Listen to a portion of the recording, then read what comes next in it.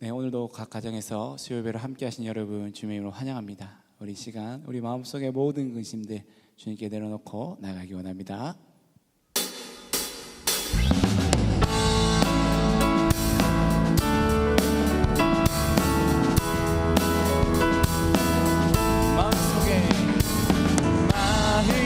마음속에 근심 있는 사람 주 예수 앞에 아뢰어라.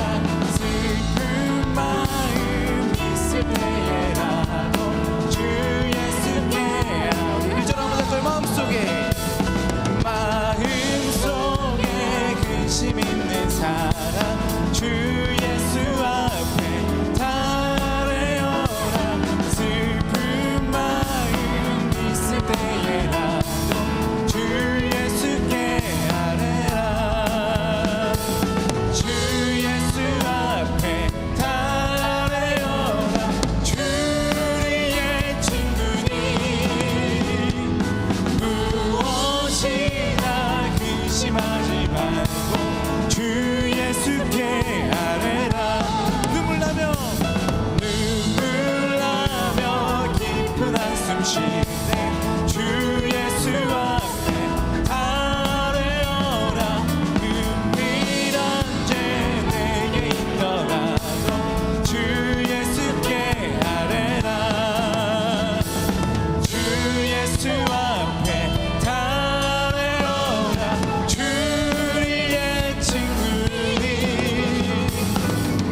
무엇이나 근심하지 말고 주 예수께 아뢰. 우리 괴로움과 두려움 있을 때 주 예수 앞에 아뢰어라. 내일 일을 염려하지 말고 주 예수께 아뢰라. 주 예수 앞에 아뢰어라. 주의 친구 아멘. 무엇이나 근심하지 말고 주 예수께 주 예수 앞에 아뢰어라. 주의 친구니 무엇이나 근심하지 말고 주 예수께. 우리 한번 더 주 예수 앞에 아뢰어라. 주의 친구니 무엇이나 근심하지 말고 주 예수께 아뢰라. 할렐루야. 우리 즐겨 소용의 박수를 드립니다. 할렐루야. 할렐루야. 아멘. 아멘. 우리 시간 하나님의 음성을 듣길 원합니다. 만나 주시옵소서라는 고백으로 함께 하자.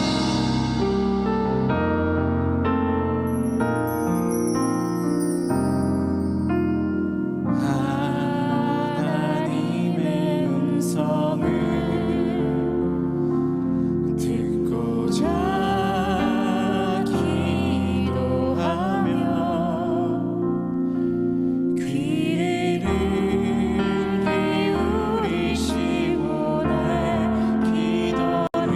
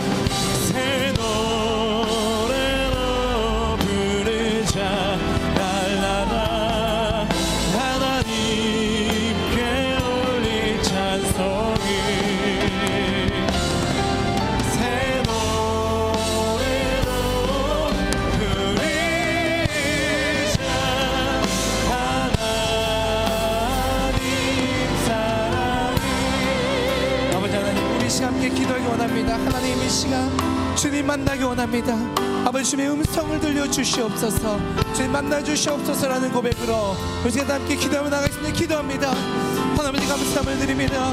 주님의 그 음성을 듣기 원하오니 아버지 하나님 내가 이 시간 주님의 그 음성에 귀를 기울이오니 아버지 하나님 만나주시옵소서. 들려주시옵소서. 주님의 그 말씀을 들려주시옵소서. 내가 주님의 그 말씀에 화답하며 새 노래로 주님을 찬양하겠습니다. 아버지 하나님 주님 함께하여 주시고 인도하여 주시고 채워주시옵소서. 아버지 하나님 오늘 주님께서 원하시는 그 말씀들을 하여 주시고 내 귀를 열어주셔서 듣게 하여 주시고 들리게 하여 주시옵소서. 주님 만나기 원하는 채워주시고 들어주시고 역사하여 주시옵소서.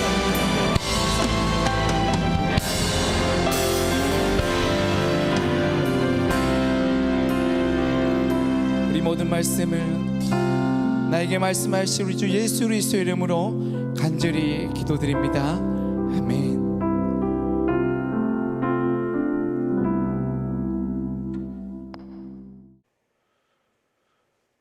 비가 온 뒤에 봄 기운이 느껴지는 3월 셋째 주 수요일 저녁입니다.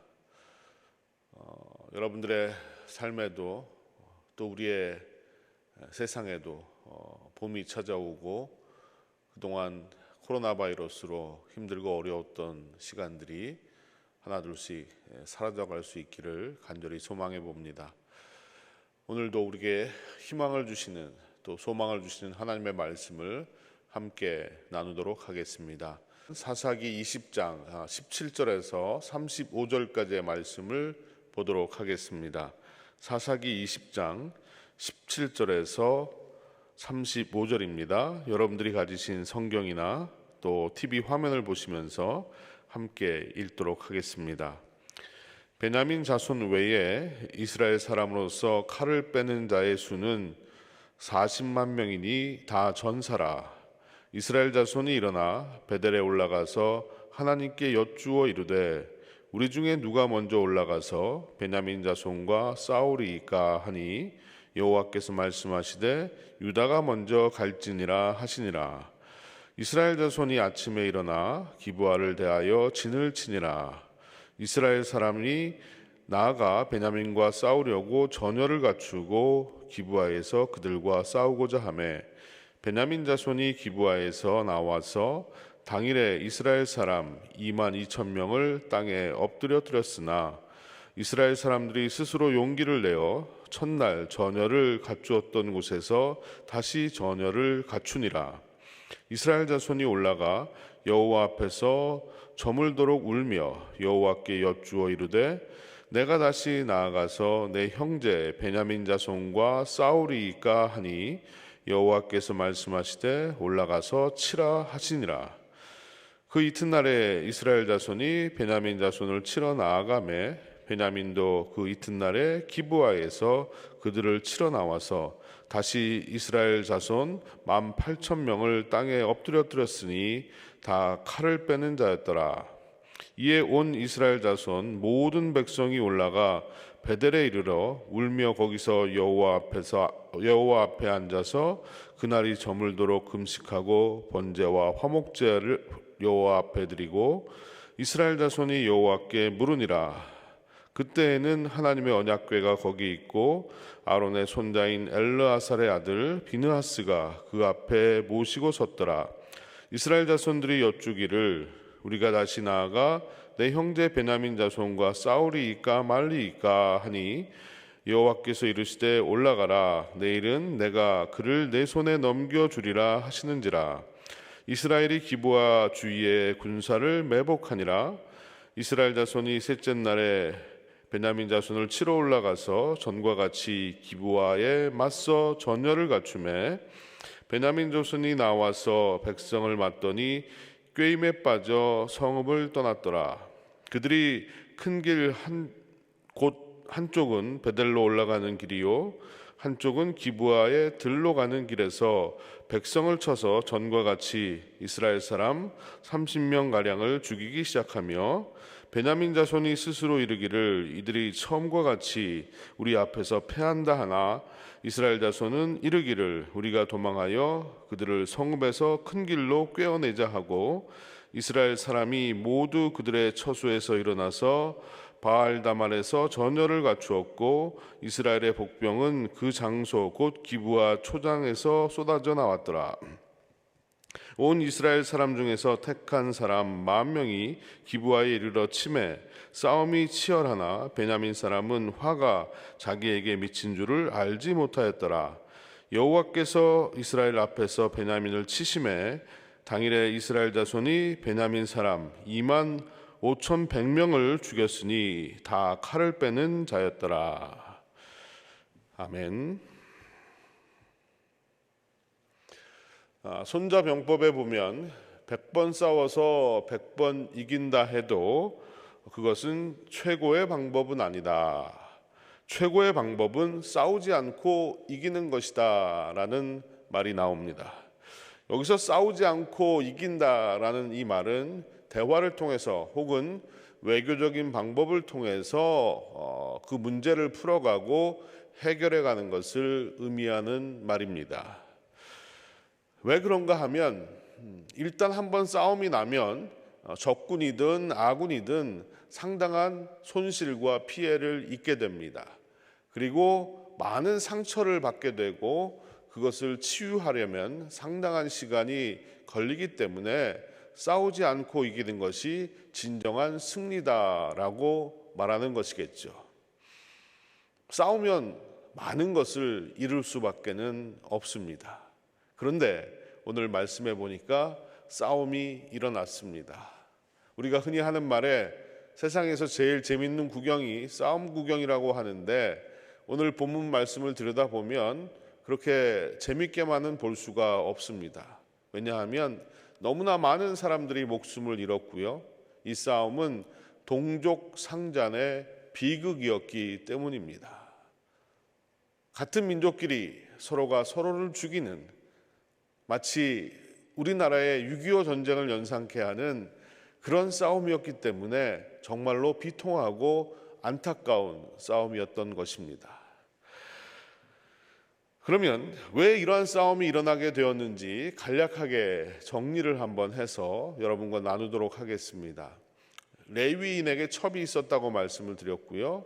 레위인의 첩이 베냐민 지파의 땅이었던 기브아에 잠시 머무는 동안 그 지역에 살고 있던 불량배들에게 처절하게 폭행을 당하고 또 농락을 당해서 죽음을 맛보게 되었습니다.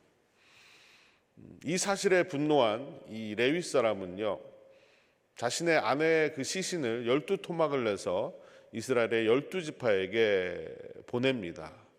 그리고 그들에게 분노를 자극하게 해서 결국은 복수를 하려고 하는 그런 마음이 있었던 것이죠. 그의 계획대로 이스라엘 백성들 각 지파마다 분노가 일어나고 미스바라는 곳에 모여서 대책을 논의하게 됩니다. 처음에는 이 베냐민 지파에 속했던 불량배들을 처단하는 것으로 정리를 하려고 했으나 이 베냐민 지파 사람들이 불량배를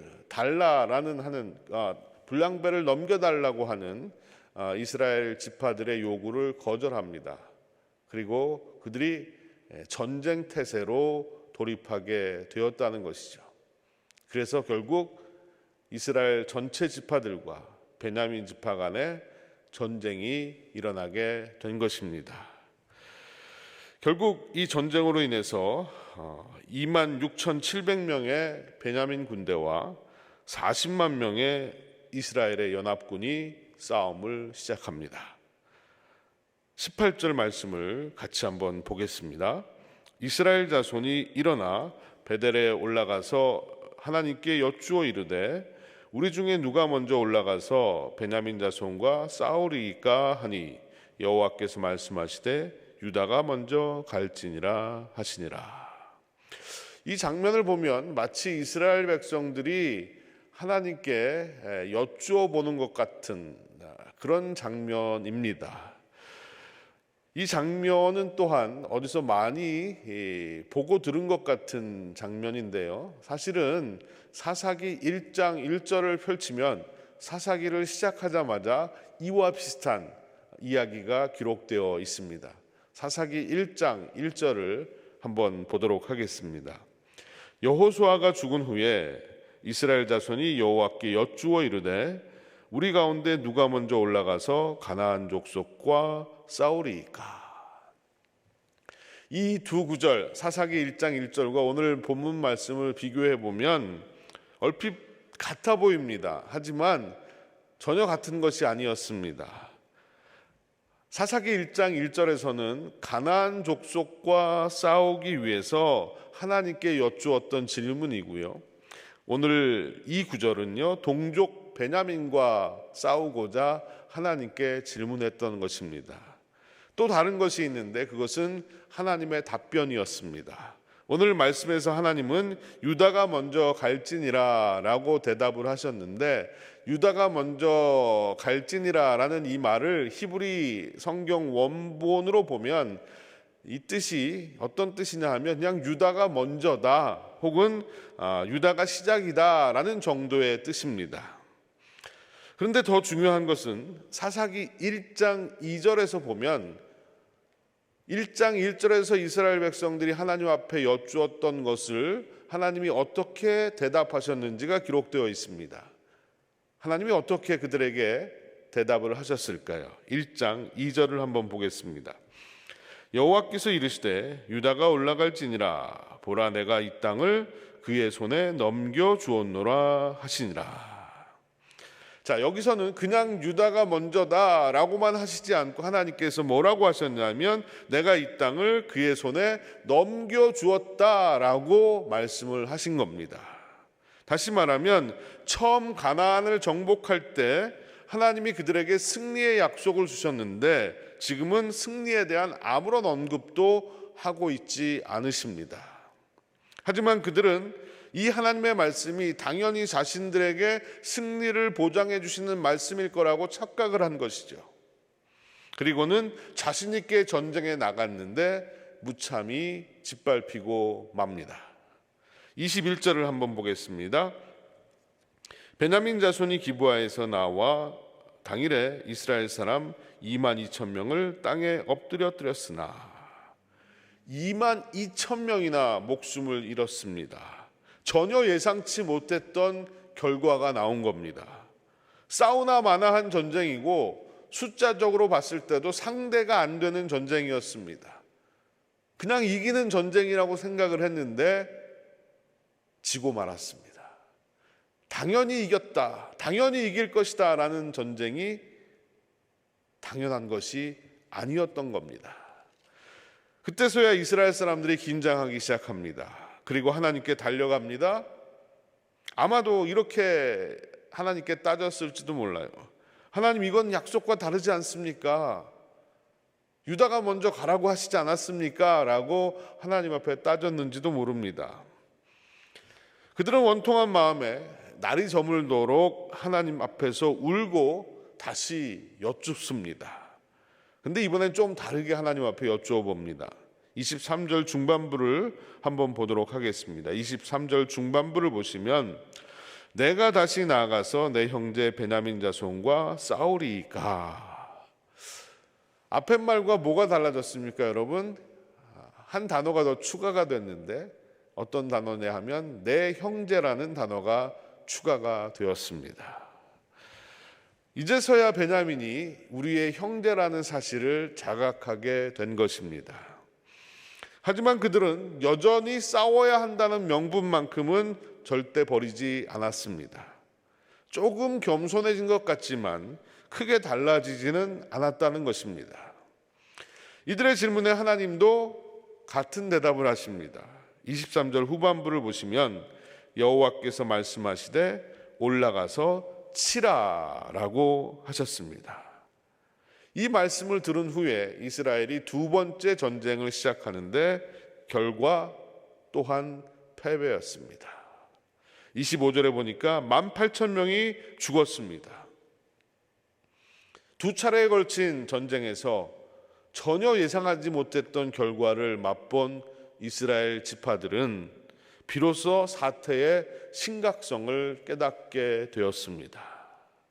그리고 여호와의 전에 올라가서 하나님 앞에 금식하고 번제와 화목제를 드렸습니다. 이스라엘이 금식을 하고 번제와 화목제를 드렸다는 것은 이런 의미가 있습니다. 구약에서 금식은요, 하나님 앞에 회개하는 의미를 강하게 담고 있는 행위입니다. 그리고 번제를 드렸다는 것 역시도 죄에 대한 속죄의 제사를 드렸다는 것이고, 화목제를 드렸다라는 것은 하나님과의 관계 회복을 위한 제사를 드렸다라는 겁니다. 그렇다면 이스라엘 백성들이 하나님 앞에 회개하면서 돌아왔다라고 볼 수가 있습니다. 그리고는 다시 그들이 하나님 앞에 질문을 던집니다. 이번 질문은 더 많이 겸손해지고 더 많이 간절해졌습니다. 지금까지 전쟁이 당연한 것이라고 생각했지만 이제는 전쟁이 하나님의 뜻이 아닐 수도 있겠다라는 생각을 하게 된 것이죠. 28절 중반부를 한번 보겠습니다. 우리가 다시 나아가 내 형제 베냐민 자손과 싸우리이까 말리이까. 앞에와는 뉘앙스가 좀 다른 질문을 하나님 앞에 던졌습니다. 이 질문에 대한 하나님의 응답 또한 완전히 달랐습니다. 28절 후반부를 보시면 여호와께서 이르시되 올라가라, 내일은 내가 그를 내 손에 넘겨주리라 하시는지라. 뭐가 달라졌습니까? 지금까지는 그냥 올라가라 라고만 하셨는데 여기서는 내가 그를 내 손에 넘겨주었다라고 하나님께서 승리를 약속해 주신 것입니다. 결국 이스라엘은 지금과는 좀 다른 작전으로 그 전쟁에 임했고 베냐민 사람 25,100명을 죽이고 승리를 거두게 됩니다. 베냐민 사람 25,100명, 거의 전쟁에 참여했던 모든 사람이 죽은 겁니다. 완승을 거두게 되었습니다. 저는 오늘 이 이야기 속에서 몇 가지 중요한 믿음과 삶의 원리를 깨닫게 되었습니다. 먼저 기도에 관한 것입니다. 이스라엘이 하나님께 여쭈었다라는 이 사실을 우리는 이스라엘이 하나님께 기도했다라고 볼 수 있습니다. 그런데 그들이 처음 드렸던 기도를 한번 보십시오. 그들은 우리 중에 누가 먼저 올라가서 베냐민 자손과 싸우리까 라고 기도를 했습니다. 이 기도는 자신들이 싸움을 하기로 이미 다 결정을 해놓고 누가 먼저 갈지를 하나님 앞에 여쭙고 있는 겁니다. 이런 기도에 대한 하나님의 답변은 유다가 먼저 가라라고 하셨지만 이것은 사실 응답이 아닙니다. 왜냐하면 그들은 처음부터 하나님의 뜻과 상관없이 전쟁을 하려고 했기 때문에 하나님은 그들을 그냥 내버려 두신 겁니다. 그냥 니들 알아서 해라, 마음대로 해라 라는 정도의 의미로 이해를 하시면 더 좋을 것 같습니다. 여러분, 기도는 내가 하고 싶은 것을 다 정해놓고 내 힘으로 안 되니까 그것을 이루어지게 해달라고 하나님께 매달리는 것이 아닙니다. 먼저 하나님의 뜻을 여쭙고 또 하나님의 뜻이 무엇인지를 고민하면서 하나님 앞에 드려지는 우리의 입술의 고백이 기도인 것입니다.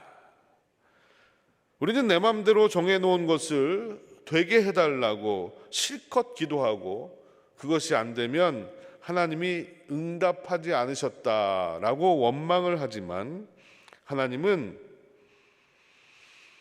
그것에 내가 원하는 결과를 주셔야 될 만한 책임은 없으십니다. 전혀 없으신 거죠.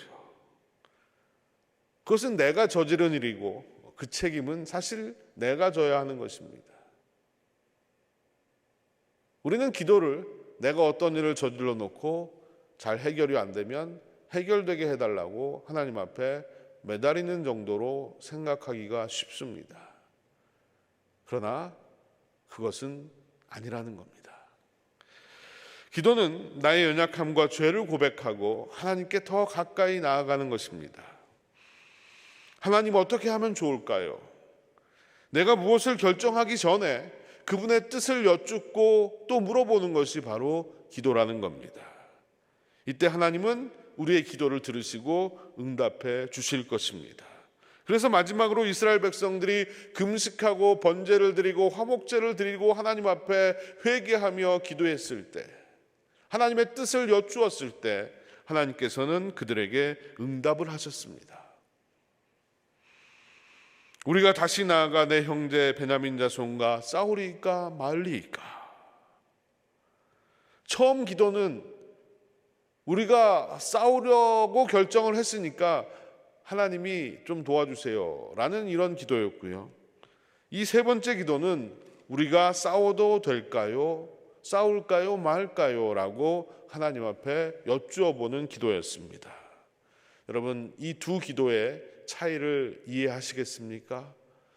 우리가 하나님 앞에 기도할 때도 먼저 하나님의 뜻을 구하고 묻는 기도를 드려야 하는 것입니다.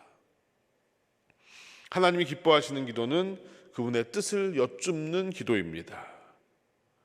우리가 기도를 드릴 때 내가 원하고 바라는 것을 이루어 달라는 기도보다도 먼저 내가 원하고 바라는 것이 과연 하나님의 뜻인지를 여쭙고 구하는 그런 지혜로운 기도자가 되시기를 간절히 소망합니다. 또 오늘 말씀에서 찾는 두 번째 중요한 믿음과 삶의 원리는 교만과 겸손에 관한 것입니다.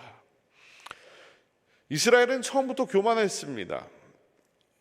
교만은 하나님이 없이도 내가 싸워서 이길 수 있다라는 생각이 바로 교만인 겁니다.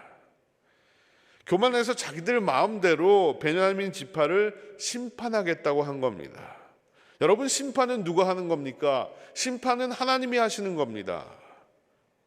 인간이 누구기에 자기 마음대로 죄인이 죄인을 심판할 수가 있겠습니까? 나는 의인이고 그들은 악인이기에 악인을 심판하는 나는 언제나 승리할 것이다 라고 생각하는 것 역시 교만입니다. 교만이에요.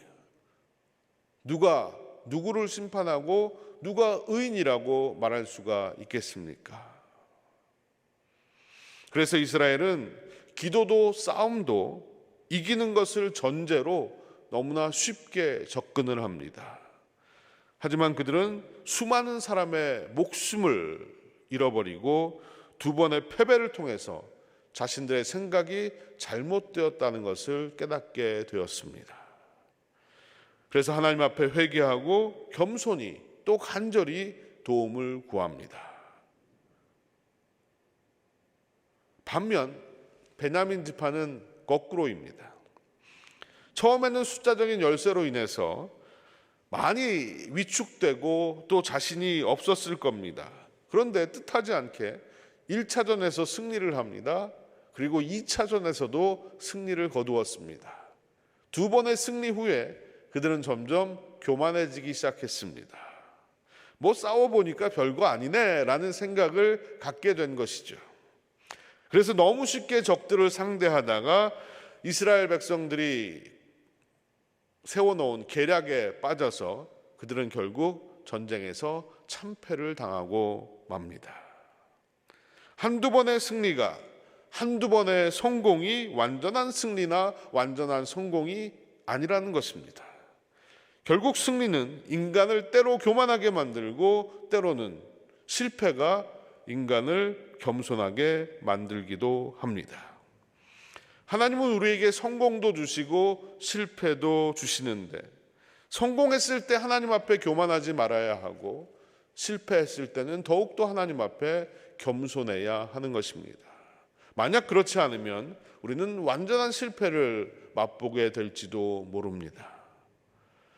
또 실패는 우리를 겸손하게 하시고 더욱 하나님만 바라보라는 하나님의 사인이기도 합니다.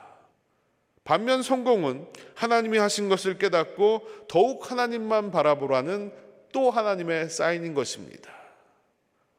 그래서 이것을 깨달아 실패를 했을 때나 성공을 했을 때나 우리는 더욱더 하나님만을 바라보며 살아야 하는 것입니다. 하나님은 교만한 자를 물리치십니다. 어떤 상황에서든지 우리는 하나님만 바라보고 살아야 합니다.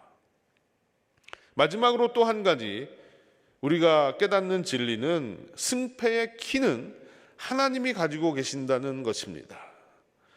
마지막 35절 말씀을 한번 보겠습니다. 35절을 보시면 여호와께서 이스라엘 앞에서 베냐민을 치심해 당일에 이스라엘 자손이 베냐민 사람 25,100명을 죽였으니 다 칼을 빼는 자였더라. 여기서 칼을 빼는 자라는 말은요, 군사들이었다는 것을 의미합니다. 숙련된 군사들이 다 죽은 겁니다.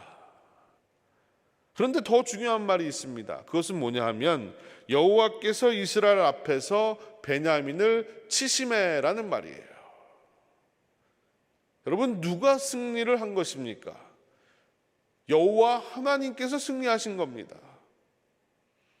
이스라엘 백성들을 승리하게 하신 겁니다. 이스라엘을 실패하게 하신 것도 하나님이셨고 승리하게 하신 것도 하나님이셨습니다.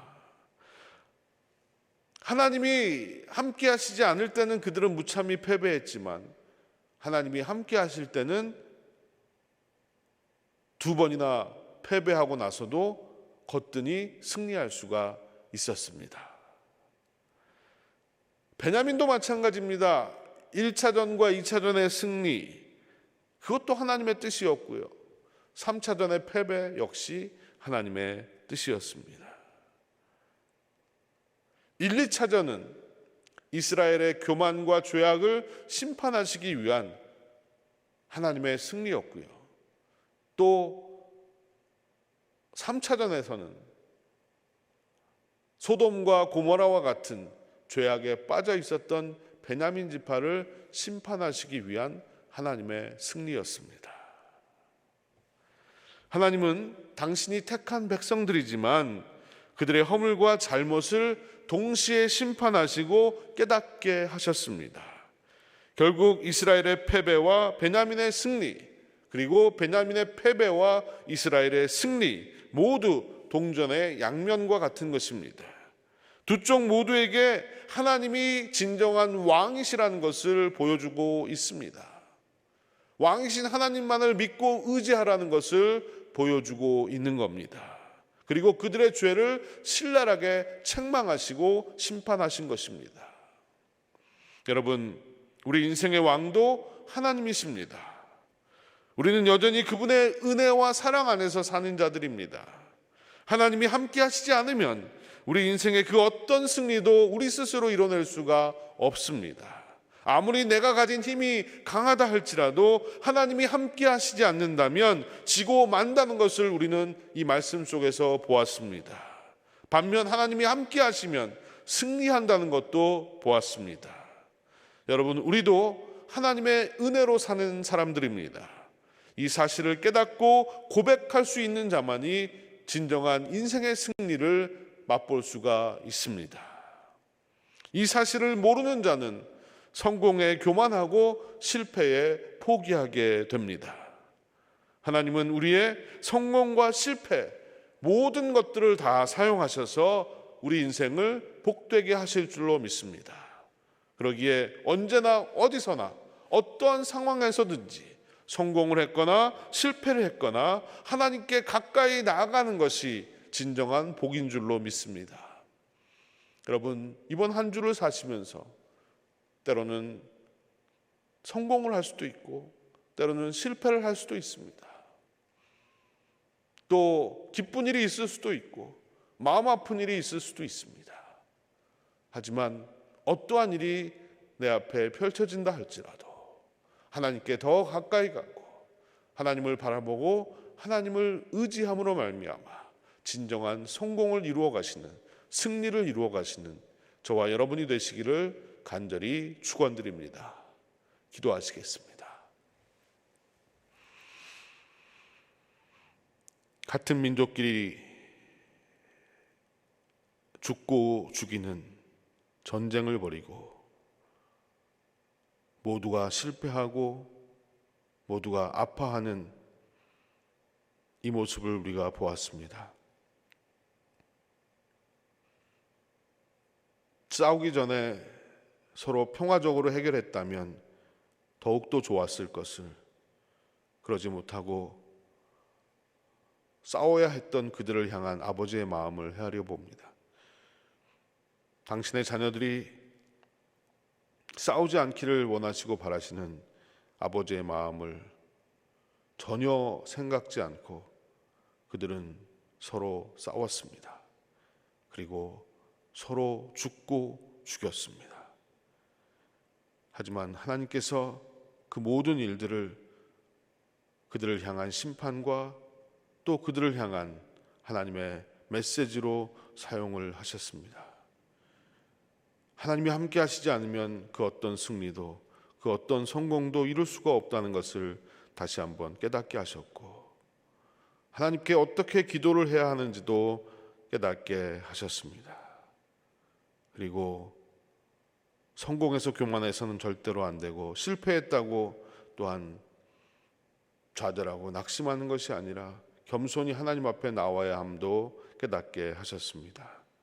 하나님, 오늘도 우리가 이 땅을 살아가면서 많은 일들을 경험하게 됩니다. 순간순간을 지나가면서 우리의 인생의 왕이신 하나님을 바라보게 하여 주시옵시고 하나님께 더욱 가까이 나아가게 하여 주시옵소서. 작은 성공에 교만한 자가 되지 않도록 주님 도와주시옵시고 실패를 했을 때 더욱더 겸손히 하나님 앞에 나아가게 하여 주시옵시며 늘 기도를 드리며 하나님의 뜻을 묻는 우리가 되게 하여 주시옵소서. 하나님, 정말로 하나님 없이는 살아갈 수 없고 하나님만 의지하고 바라보며 하루하루를 살아갈 때 그것이 진정 인생의 복이라는 것을 기억하게 하여 주시옵소서. 오늘도 말씀하여 주시니 감사합니다. 깨달은 만큼 행하게 하여 주시옵시고 하나님, 우리의 인생을 주관하여 주시옵소서. 감사드리며 예수님의 이름으로 기도드리옵나이다. 아멘. 축도하겠습니다. 지금은 우리 구주 예수 그리스도의 한량없는 은혜와 아버지 하나님의 놀라우신 사랑과 성령님의 감화감동 교통하심이 오늘도 주님께 더 가까이 나아가고 하나님의 뜻을 묻고 하나님이 왕이시며 또 능력이심을 고백하며 살기를 소원합니다. 이 같은 마음으로 하나님을 예배한 사랑하는 빈들의 모든 성도들 위해 영원토록 함께 하시옵기만을 간절히 축원하옵나이다. 아멘.